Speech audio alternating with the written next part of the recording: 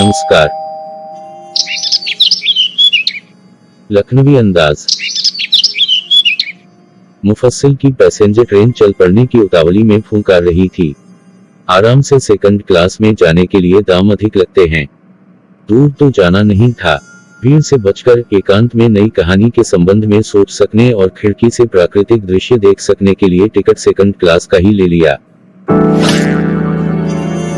गाड़ी छूट रही थी। सेकंड क्लास के एक छोटे डिब्बे को खाली समझकर जरा दौड़कर उसमें चढ़ गए। अनुमान के प्रतिकूल डिब्बा निर्जन नहीं था। एक बर्थ पर लखनऊ की नवाबी नस्ल के एक सफेदपोश सज्जन बहुत सुविधा से पालथी मारे बैठे थे।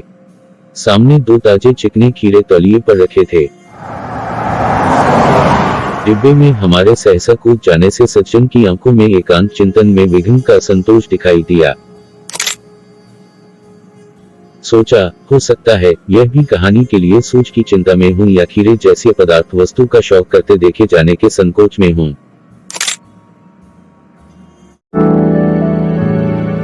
नवाब साहब ने संगति के लिए उत्साह नहीं दिखाया। हमने भी उनके सामने की बर्थ पर बैठकर आत्मसम्मान में आंखें चुरा लीं। खाली बैठे कल्पना करते रहने की पुरानी आदत है। नवाब साहब की असुविधा और संकोच के कारण का अनुमान करने लगे। संभव है नवाब साहब ने बिल्कुल अकेले यात्रा कर सकने के अनुमान में किफायत के विचार से सेकंड क्लास का टिकट खरीद लिया हो और अब गवारा न हो कि शहर का कोई सफेदपोश उन्हें मंजिले दर्जे में सफर करता देखे।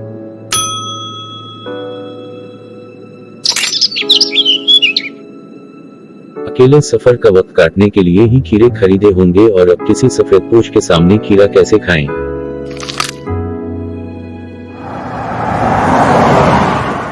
हम कनखियों से नवाब साहब की ओर देख रहे थे। नवाब साहब कुछ देर गाड़ी की खिड़की से बाहर देखकर स्थिति पर गौर करते रहे। ओह! नवाब साहब ने सहसा हमें संबोधन किया। आदाब अर्ज जनाब, खीरे का शौक फरमाएंगे।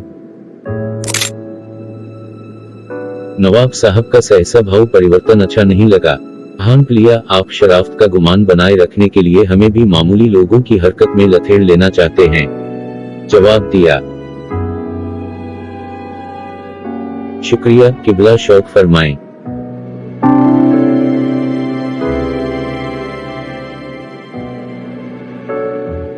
नवाब साहब ने फिर एक पल खिड़की से बाहर देखकर गौर किया और दृढ़ निश्चय से खीरों के नीचे रखा तौलिया झाड़कर झाड़ सामने बिछा लिया।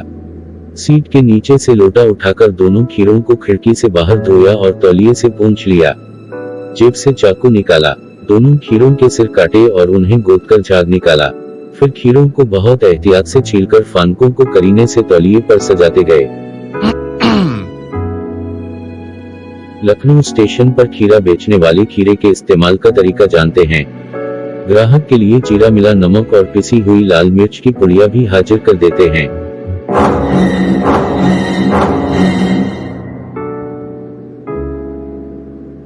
नवाब साहब ने बहुत करीने से खीरे की फानकों पर जीरा मिला नमक और लाल मिर्च की सुर्खी बुर्क दी।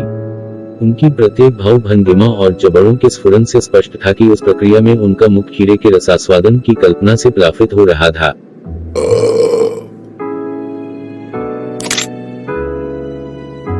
हम कनखियों से देखकर सोच रहे थे, मियां रईस बनते हैं लेकिन लोगों की नजरों से बच सकने के ख्याल में अपनी असलियत पर उतर आए हैं।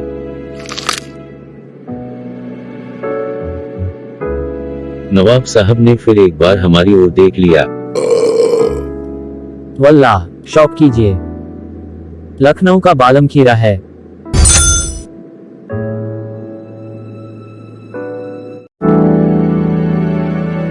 नमक मिर्च छिड़क दिए जाने से ताजे खीरे की पनियाती फांके देखकर पानी मुंह में जरूर आ रहा था, लेकिन इनकार कर चुके थे। आत्मसम्मान निभाना ही उचित समझा, उत्तर दिया, शुक्रिया इस वक्त तलब महसूस नहीं हो रही, मेदा भी जरा कमजोर है, किबला शौक फरमाएं। नवाब साहब ने सतृष्ण आंखों से नमक मिर्च के संयोग से चमकती खीरे की फानकों की ओर देखा। खिड़की के बाहर देखकर दीर्घ निश्वास लिया। खीरे की एक फानक उठाकर होंठों तक ले गए। फानक को सूंघा, स्वाद के आनंद में पलकें मूंद गईं। मुंह में भर आए पानी का घूंट गले से उतर गया। तब नवाब साहब ने फान को खिड़की से बाहर छोड़ दिया। नवाब साहब खीरे की फानकों को नाक के पास ले जाकर वासना से रसास्वादन कर खिड़की के बाहर फेंकते गए। नवाब साहब ने खीरे की सब फानकों को खिड़की के बाहर फेंककर तौलिए से हाथ और होंठ पोंछ लिए और गर्व से गुलाबी आंखों से हमारी ओर देख लिया, मानो कह रहे हों, यह है खानदानी रईसों का तरीका। नवाब साहब खीरे की तैयारी और इस्तेमाल से थककर लेट गए। हमें तस्लीम में सिर खम कर लेना पड़ा। यह है खानदानी तहजीब, नफासत और नजाकत। हम गौर कर रहे थे, खीरा इस्तेमाल करने के इस तरीके को खीरे की सुगंध और स्वाद की कल्पना से संतुष्ट होने का सूक्ष्म, नफीस या एब्स्ट्रैक्ट तरीका जरूर कहा जा सकता है, परंतु क्या ऐसे तरीके से उदर की तृप्ति भी हो सकती है? नवाब साहब की ओर से भरे पेट के ऊंचे डकार का शब्द सुनाई दिया और नवाब साहब ने हमारी ओर देखकर कह दिया, खीरा लजीज होता है लेकिन होता है शकील, नामुराद मैदे पर बोझ डाल देता है। ज्ञान चक्षु खुल गए। पहचाना, ये है नई कहानी के लेखक। खीरे की सुगंध और स्वाद की कल्पना से पेट भर जाने का ढकार आ सकता है, तो बिना विचार, घटना और पात्रों के लेखक की इच्छा मात्र से नई कहानी क्यों नहीं बन सकती?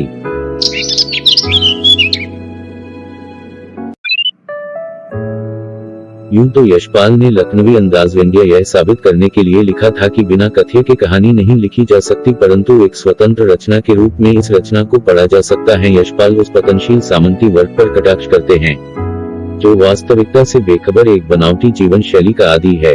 कहना न होगा कि आज के समय में भी ऐसी परजीवी संस्कृति को देखा जा सकता है।